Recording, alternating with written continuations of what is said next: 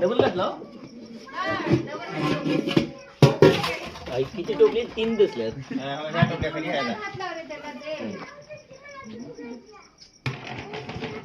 बारीक आहे का आई मोठी आहे चांगली मोठी आहे चांगली आहे दररोज उलाले ते हाय की शिफ्टी घेऊया म्हणून हॅलो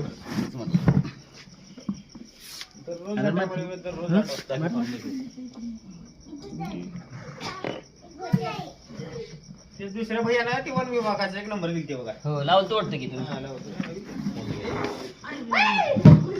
कसली मोठी आहे गं